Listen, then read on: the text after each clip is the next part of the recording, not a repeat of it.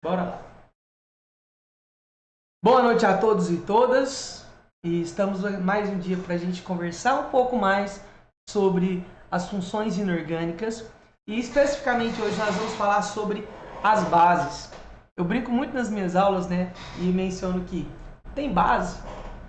Tem base, gente? Tem base, tem muita base. As bases, queridos, é um assunto importantíssimo. E lembrando que eu estou estabelecendo e utilizando aqui o nosso conceito do Arrhenius, que é um dos teóricos das teorias ácido-base, e que esse teórico ele tem uma certa restrição, porque para Arrhenius, tanto os ácidos quanto as bases são espécies que estão em meio aquoso. Então ele não classifica substâncias se elas estiverem no estado gasoso ou líquido. Ela precisa estar misturado em água. Até hoje eu separei ali um exemplo para a gente conversar um pouquinho sobre uma outra teoria ácido-base que ela é mais falada. Já que a nossa aula é mais curta um pouquinho, dá para a gente trazer um pouco desse conhecimento para relembrar aí com vocês. Agora, quando eu penso em base, segundo Arrhenius, eu preciso lembrar também... Natália, você está com duas coisas, você viu? Duas Natálias. Então, quando eu falo de Arrhenius, você tem que lembrar que isso é quase um mantra, né? Ou uma oração, para aqueles que assim quiser pensar. Base é toda substância que em solução aquosa libera como único ânion o íon hidroxila, OH-. E tem uma confusão que sempre aparece nas aulas, principalmente nas aulas de orgânica, porque a hidroxila é também um grupo funcional da química orgânica. E aí muitos alunos vão lá e falam assim, então quer dizer que os álcoois ou os fenóis, que são duas funções orgânicas que apresentam a hidroxila, quer dizer que eles também são bases, hein? Isso não é verdade. Isso não é verdade. Então lembre-se que a presença do íon hidroxila, ou hidróxido, é diferente do grupo funcional hidroxila. O grupo funcional hidroxila é um grupo que tem as ligações todas sendo feitas, e no caso do íon hidroxila, é uma espécie carregada, uma espécie que apresenta uma carga negativa. Então, eu preciso que vocês tenham em mente isso. Então, quando eu falo do conceito ácido-base de Arrhenius, ele é muito limitado, porque a substância tem que estar em meio aquoso. Então, que eu vi com vocês quando falamos dos ácidos. Agora, olha só, as bases, de um modo geral, elas são mais previsíveis, mais fáceis de serem reconhecidas. A maior parte das bases, principalmente as mais utilizadas, elas são compostos iônicos.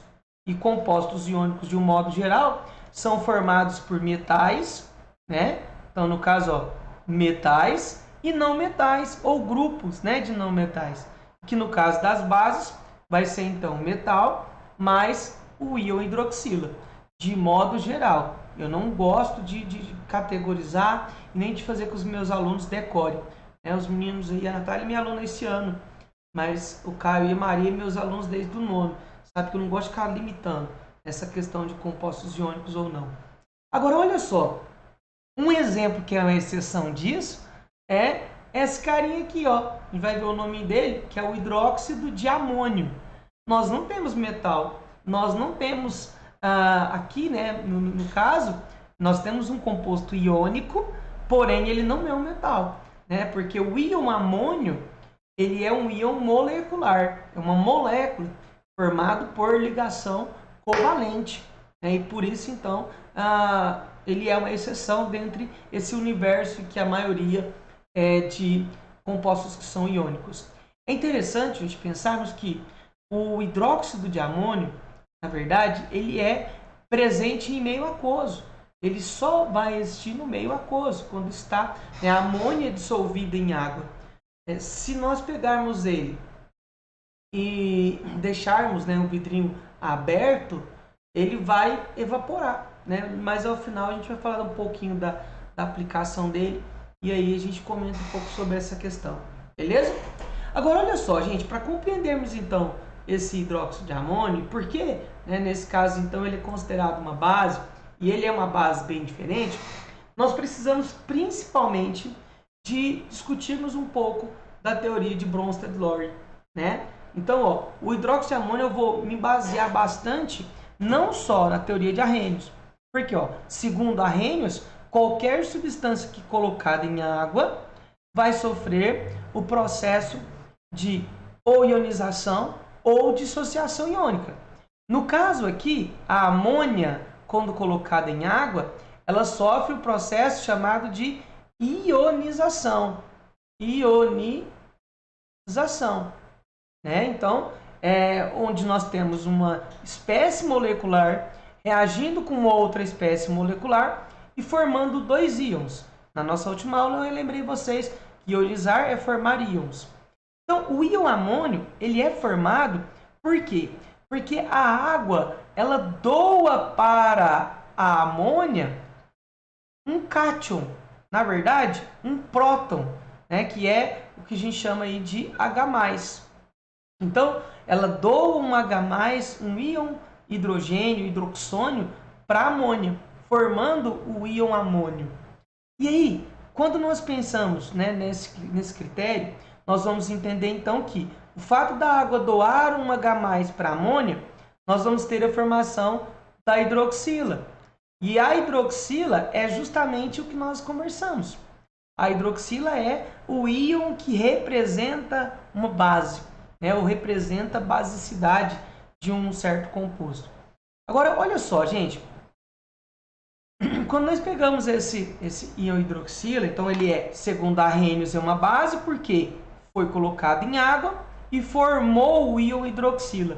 Né? Então, aqui é um exemplo não só nessa questão de ser molecular, mas também ele é um exemplo e uma exceção, porque a maior parte das bases, elas sofrem dissociação iônica, né? Que vai ser o que eu vou fazer daqui a pouco com os exemplos de bases que são iônicas.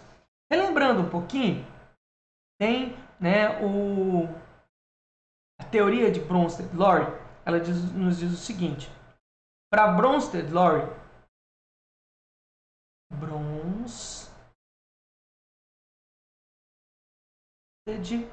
ixi, aqui era para ser só dois tracinhos, dois pinguinhos, é trema, né, que chama esses dois tracinhos aqui. Não, mas que coisa. Trema. Aí.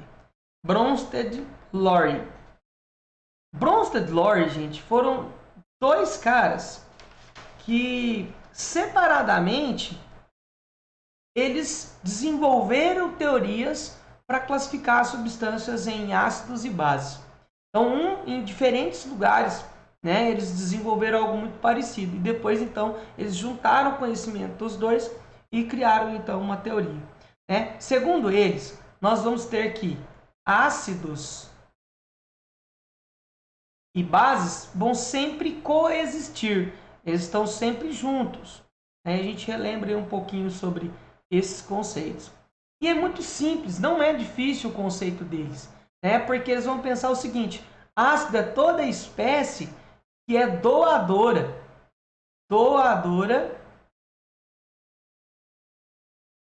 de próton. E esse próton, na verdade, é o íon H+. Já as bases é todo receptor, né? É quem recebe. Pulei aqui uma frase. É quem recebe prótons.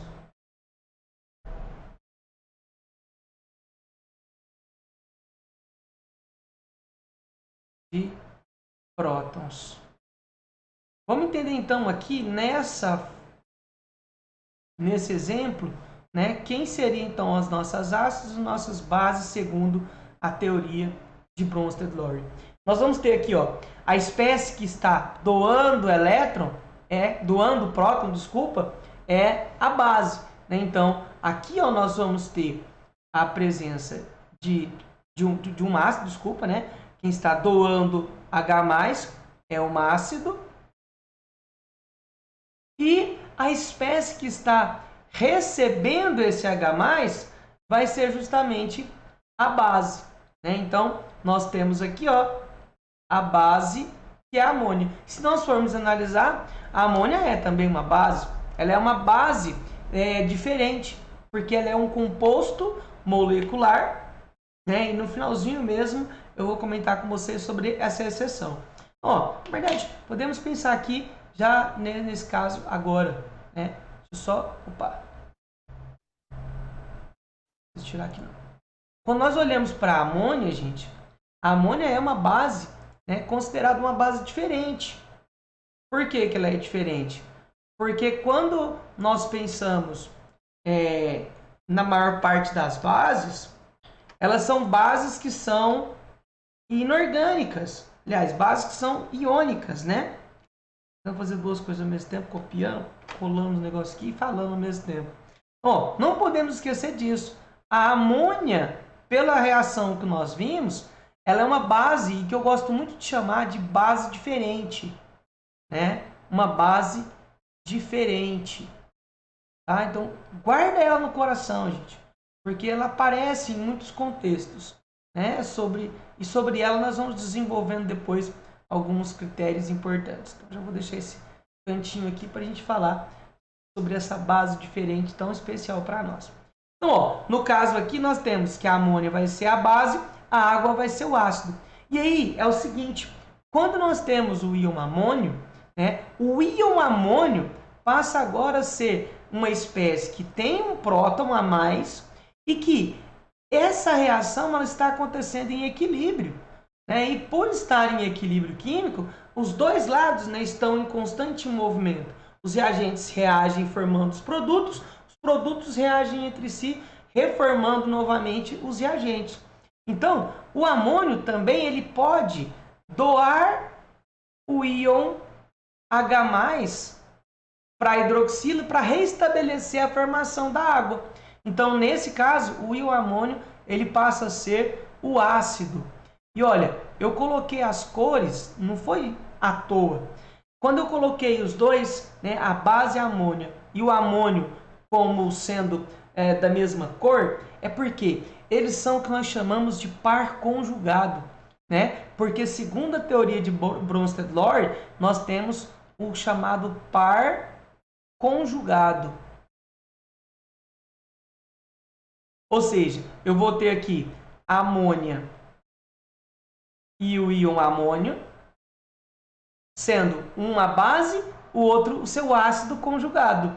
E tenho, né, no mesmo sentido, eu tenho aqui a água, que é um ácido, mas a hidroxila é a sua base conjugada. Então, ó, a outra base conjugada é justamente H2O e também hidroxila, certo? É importante vocês reconhecerem esses dois grupos. Então, nós vamos pensar, para Bronsted-Lowry, para ter um ácido precisa ter uma base. Para ter uma base precisa ter também a formação do seu ácido, né, ambos conjugados. E é importante vocês observarem que estão sempre em lados opostos, né? A base e o seu ácido conjugado estão em lados opostos da reação. O ácido e a sua base conjugada estão em lados opostos da reação. É um assunto mais criterioso um pouquinho, não é tão frequente nas provas da UFO, mas ele pode aparecer talvez numa prova do Enem ou alguma outra faculdade que vocês possam fazer. Alguma dúvida, queridos? Giovana, tudo bem? Tá tranquilo? Até agora. Se tiver dúvida, gente, pode mandar no chat. Né? Não sei se todos já usam o Zoom, mas seleciona lá no lugar de todos. Você pode selecionar só reservado, falar só comigo, tá? Se você quiser falar com todo mundo, pode mandar aí, manda para todo mundo, tá tudo certo. Estamos entre amigos, ninguém aqui vai te criticar. É porque se caso um dia que ainda vai acontecer isso, de estar com a sala lotada, alguém criticar um aluno meu, é a mesma coisa que me criticar. Não aceito. Giovana, tudo bem? Depois me fala de onde você é. Coloca lá para mim no particular de onde você é. Só para eu saber direitinho. Olha só, gente. As bases, como eu mencionei, elas são, a maioria delas são compostos iônicos. Né? E aí, vamos pensar no seguinte. Se é um composto iônico ele sofre dissociação. Eu enfatizei quando falei dos ácidos o processo de ionizar. Ionização é formação de íons a partir de compostos moleculares. É importante. Agora, dissociação é um processo em que os íons existem, só que eles simplesmente se separam, né? Então, isso envolve o que nós chamamos de separação de íons, e não formação. Então, nós vamos ter aqui a separação de íons. Separação de íons. Eu lembrei de quem é o Giovana, que eu acredito que seja. Lembrei de você, Giovana. Estava conversando no Instagram. Olha só, gente. Então, quando nós temos a dissociação, é muito importante que você saiba fazer essas reações. Porque a partir dessa dissociação, você auxilia na hora de você classificar uma base quanto a mono, di ou tri ou tetra, né? Enfim. E é importante que você saiba construir essas reações. Porque uma hora ou outra ela pode aparecer em uma questão aberta. Então, ó, no caso aqui do hidróxido de sódio, nós temos que lembrar o seguinte. Se eu tenho... Vou aumentar essa coisa aqui só um pouquinho, que está muito fininho. Se eu tenho, ó, hidróxido de sódio, NaOH sólido, quando colocado em água, nós vamos ter a sua dissociação. Os íons sódio e a hidroxila vão se separar. E aí nós vamos ter, então, a formação de Na mais aquoso mais OH menos também aquoso. Né? Então, é importante você lembrar o seguinte: como saber a carga do íon que vai ser colocado? Você tem algumas maneiras. Uma delas, tabela periódica. Se nós temos os metais da 1A, da 2A, da 3A, como eu coloquei aqui, ó, o sódio é da 1A, o magnésio é da 2A, o alumínio é da 3A. Então você vai lembrar que a carga deles vai ser mais 1, mais 2, mais 3, respectivamente. Agora, uma outra forma é você pensar: o íon hidroxila apresenta uma carga negativa. Você não pode esquecer disso. E se ele tem uma carga negativa, já que ele é um composto, o composto ele há a neutralidade das cargas. Né? Nós vemos isso também quando pensamos nos NOx. Então, se há neutralidade das cargas, se eu tenho uma hidroxila, a carga do metal que tiver aqui vai ser mais 1. Se eu tiver duas hidroxilas, a carga do metal vai ser mais 2. Né? Vamos o caso aqui do magnésio. Então, ó, MgOH2 sólido. Nós vamos ter, então, Mg2+, olha só, 2+ aquoso, mais OH menos. Tá certo, gente, que eu coloquei? Põe para mim.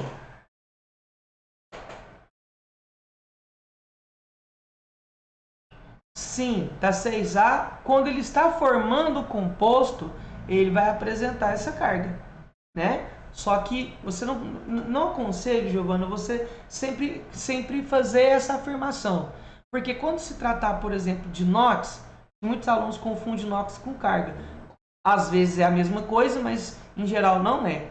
Os elementos da 6A eles podem ou não ter NOx menos 2. Né? Vai depender de cada composto que ele é colocado. Isso, Caio, falta balancear. E o balanceamento é importante demais. Eu vou perguntando justamente para ver se vocês estão atentos junto comigo. Então, ó, no caso aqui, se são duas hidroxilas, então eu preciso de ter duas hidroxilas aqui. E aqui eu vou até enfatizar esse 1A, né? Que aí dentro das classificações das bases, quando uma base fornece 1 mol de OH-, ela é uma monobase, né? 2 mols, 3 mols e assim por diante. Lá na frente eu vou ter um slide que eu comento sobre isso. Beleza? Então, ó, aqui, né, só colocando o aquoso para ficar bem certinho. Já o alumínio, né, o hidróxido de alumínio, Mg, opa, Mg não, AlOH3, AlOH3 sólido, quando colocado em água, vai formar Al3+, né? Porque, ó, tem 3 aqui, 3 mais aquoso, mais OH menos aquoso. Não podemos esquecer que nós temos que fazer o balanceamento, certo? Não esqueça o balanceamento. Só lembrando, né, gente, que esse hidróxido de alumínio aí, ele é um caso bem especial, hein? Bem especial mesmo. Beleza? Então, reações de dissociação, tá tudo certo? Compreendido? Então tá bom. Olha só, gente. Perguntei, não esperei vocês responderem, né? Vocês falaram aí. Tá tudo certo, né? Alguma dúvida aqui nesse caso? Gente, quando nós pensamos, então, na classificação das bases, nós vamos ter a classificação delas em 3 fatores. Em né, pela quantidade de hidroxila que gera, pela sua solubilidade e por sua força, tá bom? Para ser bem sincero, um influencia um pouco o outro, né? Quando eu coloquei para você, né, aqui ó, as monobases, né? Monobase é quando eu tenho uma hidroxila apenas. Então, exemplos, 2 muito comuns, hidróxido de sódio e hidróxido de potássio, e o hidróxido de cobre. Porque, ó, lembra, se tem uma hidroxila, nesse caso o cobre vai apresentar carga mais 1, né? E aí, como eu mencionei para você nessa slide anterior, o fato de termos aqui um só hidroxila, nós vamos chamar isso de monobase. E para que isso é importante dentro da química? Quando você vai fazer, por exemplo, exercícios de titulação, é muito importante você reconhecer bases e ácidos. Porque se eu tenho um ácido, um monoácido, ou seja, um ácido que tem um hidrogênio ionizado, para neutralizá-lo totalmente, com uma solução de uma mesma concentração, eu preciso ter uma monobase. Porque se eu tenho uma dibase, né, no caso como o hidróxido de magnésio, eu tenho que lembrar que as proporções vão ser diferentes. E aí, na hora de fazer análises quantitativas, essa importância, ela às vezes é o que faz o aluno errar o exercício. Então, sempre estejam atentos, gente, sobre a quantidade de hidroxilas, se ela é ou não igual à quantidade de H+, né, no caso dos ácidos. E aqui, ó, duas hidroxilas, nós vamos ter, então, uma dibase. Uma dibase e uma tribase, né, que são os mais comuns. Vamos pensar em outros exemplos quaisquer. Então, quando temos aí as dibases, hidróxido de cálcio é importante, hidróxido de zinco e hidróxido de chumbo. No caso do chumbo, eu posso até colocá-lo porque ele é um exemplo de uma tetrabase. Tetrabase. Me veio à mente aqui agora quando eu olhei para o chumbo, né, porque o chumbo ele pode ter o NOx mais 4. Então, um OH4. Ele é um dos exemplos de uma tetrabase. Muito pouco aparece isso. Tem uma faculdade, eu não sei se vocês têm algum interesse. Os meninos que eu conheço bem, eu acho que não. Né? A Natália também eu acho que não tem. Que é a UniRV. Não sei se você, Giovana, já ouviu falar dessa faculdade. É uma faculdade para medicina. Né? E eles cobram esses assuntos todos. Eles pegam as exceções das exceções e cobram da galera. Eu tenho todo um cursinho voltado para isso. Para essa faculdade especificamente. E ela é pancada. A prova dela é muito difícil, gente. Muito difícil. Porque ela é muito específica. Então lá eles gostam de tudo. Né? Eles pegam todos os casos. Então, ó, 3 hidroxilas. Nós temos, né, o caso do hidróxido de alumínio, que é o mais comum. E o hidróxido de cromo, né, que não é tão comum, mas que pode aí aparecer em algum exercício por aí. Agora, olha só, gente. Pensando no outro modo de classificação, eu acho que as bases é um dos mais fáceis de nós classificarmos quanto à sua solubilidade e até mesmo quanto à sua força. Quando nós olhamos, aqui ó, tentei tirar isso aqui, não sei porque eu já tirei, eu acho que eu não salvei.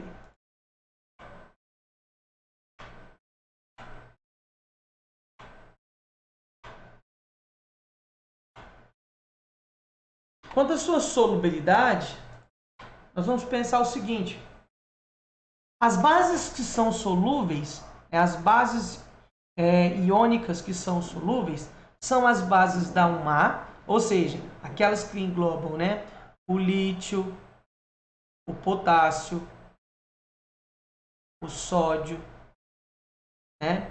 São aí as principais, essas três, né? O césio, mas ninguém fala tanto de césio. Enfim, esses 4 elementos já estão ótimos. E o hidróxido de amônio, que é muito solúvel, né? É muito solúvel mesmo. Agora, quando nós temos as outras bases parcialmente solúvel, que assim, é bem pouca a sua solubilidade, nós temos o cálcio, estrôncio e bário. Esses 3 são os dois da 2A e que eles são parcialmente solúveis. Já as demais bases iônicas são todas insolúveis, todas. Então, se você pensar aí das que a gente colocou, né, só para você ter uma noção, aqui eu coloquei hidróxido de zinco, pouco solúvel, hidróxido de chumbo, pouco solúvel, de cobre, pouco solúvel. O hidróxido de cobre, talvez você já deve ter visto, em algumas piscinas, você vê um aglomerado, uma manchinha, ou meio esverdeada, ou meio azulada. Aquilo é hidróxido de cobre. Porque a canalização da água, principalmente de clubes mais antigos, tem muitos clubes que antes tinham canos que eram de cobre. E aí, pelo fato desse cano, né, com o tempo ele vai se desgastando, a água vai passando, então ele acumula íon cobre, e se no tratamento o cara não faz um tratamento adequado no pH da água, torna a água ali um pouco mais básica, ele vai precipitar o hidróxido de cobre. Então ele pode ser o cobre 2 ou o cobre 1. Né? E aí, no caso, o cobre 1, ele tem uma coloração verde. Né? Já o cobre 2, ele tem uma coloração meio azulada, certo? Então, seria aí exemplos. Então, todos os outros, o cromo, qualquer metal que você pensar, ele vai ter, então, bases que são pouco solúveis. E nós usamos o termo, né, insolúvel porque ele é bem usado. Apesar de que sempre eu acredito que isso tenha que estar aqui, ó, entre coisas.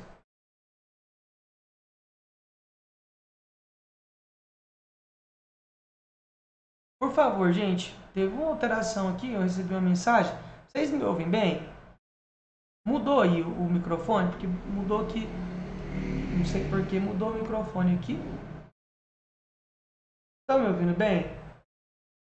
Beleza, acho que voltou ao normal. Eu tive uma mensagem aqui falando que o microfone tinha dado um erro e ele trocou de microfone. Pelo menos não fiquei sem falar. Mas que bom que já voltou ao normal. Então, continuando, quando nós falamos de solubilidade, gente, é muito importante que você entenda o seguinte: se uma base é solúvel, ela é forte. Se uma base é pouco solúvel, ela é fraca. Por quê? A solubilidade influencia na força. Porque só vai ser forte uma base que sofreu bastante dissociação.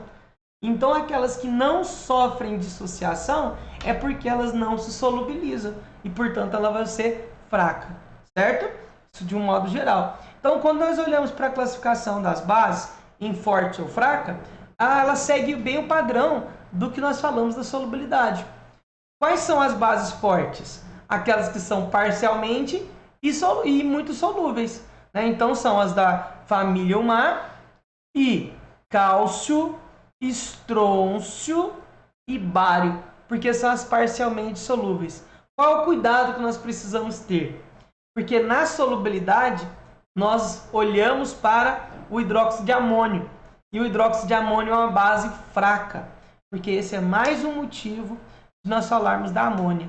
E hidróxido de amônio é mesmo que pensarmos em amônia. Certo? Então, cuidado só para não cometer esse erro. Pensar que o amônio, por ser solúvel, ele vai ser também forte. Isso não é verdade. ele é uma exceção até mesmo nisso. No último slide ali eu fecho e deixo isso para vocês, tá bom?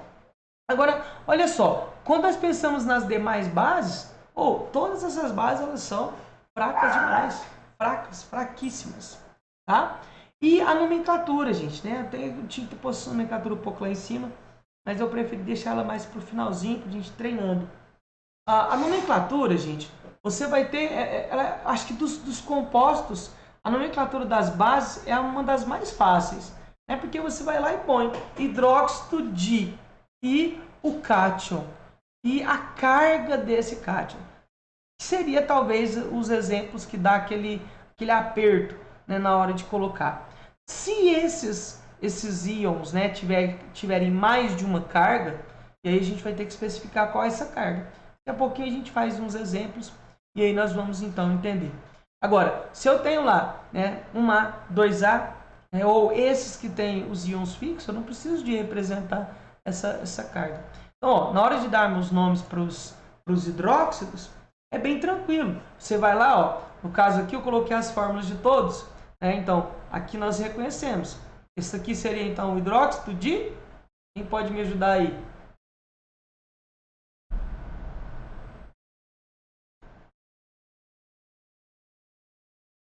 Hidróxido de sódio. Isso. Persegue comigo, gente. Deixa eu falar sozinho, não. Então, ó, hidróxido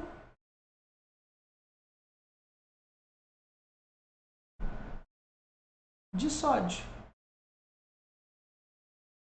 né? Hidróxido, coloquei 2 hidróxidos de sódio, porque eu repeti, acho que eu não queria pôr potássio.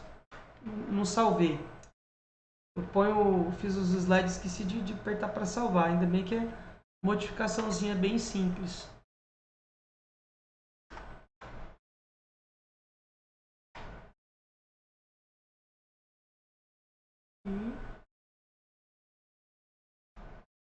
E o alumínio.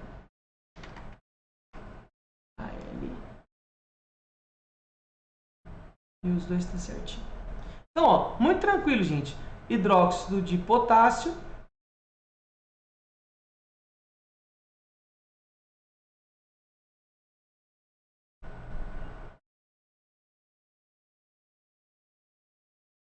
Hidróxido de magnésio.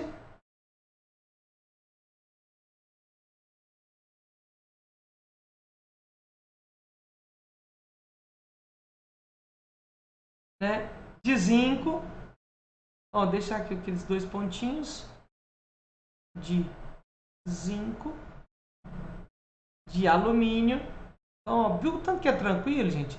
Aí você vai falar assim, Enio, se cobrassem algum dos quesitos, dificilmente isso ia acontecer numa prova da UFO, mas se cobrar é só você, tem que saber o nome do metal. Hidróxido de tungstênio, de estrôncio, hidróxido de bário, de césio, então os estranhos, cobre, níquel, enfim, né? Cobalto e qualquer outro, você tem que saber o nome do metal para simplesmente colocar. Agora, o que eu mencionei para você no caso do hidróxido de ferro, de cobre, de chumbo, ele tem sempre aí 2 cargas. Então, nós temos que representar qual carga é. Esse caso ele já fica um pouquinho chato, mas ele não é recorrente. Ele não é tão recorrente. E aí você vai lembrar o seguinte, se eu tenho, ó, 2, o 3, então fica até mais fácil um pouco de colocar. E aí o nome dele vai ser hidróxido de ferro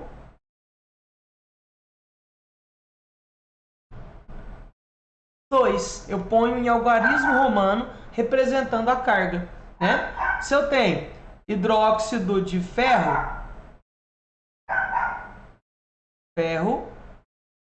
3, né? No caso, se fosse o chumbo é hidróxido de chumbo 2, hidróxido de chumbo 4.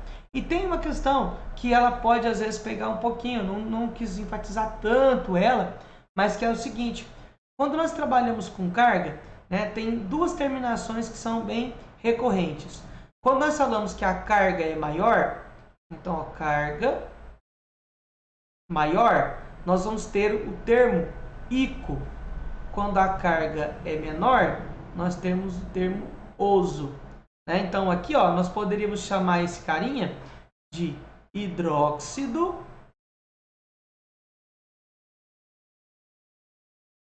ferroso. E aqui, esse outro carinha de hidróxido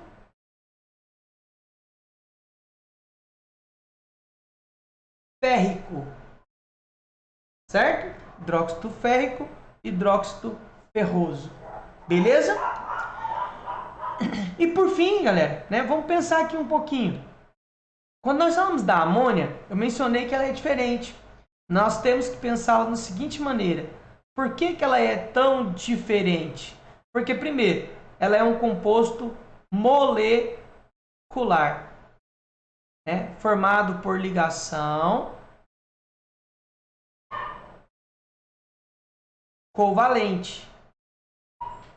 A maior parte das bases são iônicas. Eu disse a maior parte, não estou mencionando nunca que sejam todas. Né? E aí tem uma outra questão. Quando nós temos lá a amônia em meio aquoso, ela é, na verdade, muito solúvel. Muito solúvel. E como eu mencionei para vocês, tudo aquilo que é muito solúvel dos compostos inorgânicos, eles são fortes, né? Uma base forte. Já no caso, a amônia não. A amônia é uma base fraca. Então, ó, ela é uma base fraca. Então, guarda. A amônia é uma base molecular, muito solúvel e fraca. Ela é exceção. Ela é exceção da maioria pelo tipo de ligação que a compõe e também pelo fato de ser muito solúvel e de ser fraca. Certo? E eu trago 4 exemplos, gente, que você não pode ir para uma prova qualquer sem saber a aplicação no cotidiano dessas bases. Eu trouxe até a fotinha das medicações. Podia muito ser patrocinado por essas empresas. Se tivesse com muitos alunos assim, eu seria ganhar um dinheirinho aí extra. Que é o hidróxido de alumínio. Nós temos que lembrar o seguinte. O hidróxido de alumínio, ó, ele é excelente para combater a azia e queimação. Certo? Azia e queimação. Mas também eu não posso me esquecer que o hidróxido de alumínio, ele também é usado no tratamento de água.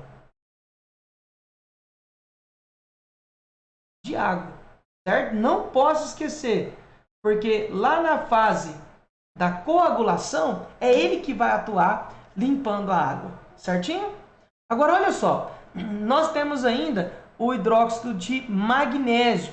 A fotinha ficou um pouquinho pequena porque não está dando para você ler. Ele é o hidróxido de magnésio, mas aqui ó, 8%. Ele também combate muito bem a azia, a má digestão e é também usado como um laxante. O que a gente chama de leite de magnésio. Então, lembre que ele é importante nesse sentido. MgOH2.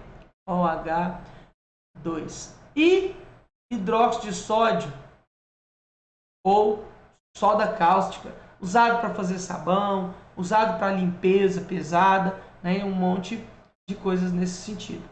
E, por fim, a amônia, que na verdade a amônia, eu tenho que me lembrar que ao ser colocado em água, a amônia vai formar no meio o amônio, que é o NH4 mais OH. Então, na verdade, é o hidróxido de amônio que você encontra. E ele é usado para descolorir, pelos, enfim. Principalmente as meninas, eu acho que usam bastante esse tipo de composto. Algumas já me falaram que não, que usa hoje, tem umas coisas mais modernas, Então não precisa ficar com esse negócio fedido, porque fede muito isso. Fede muito. Tá? E aí a gente finaliza, a nossa aulinha de base. Uma aula bem tranquilinha.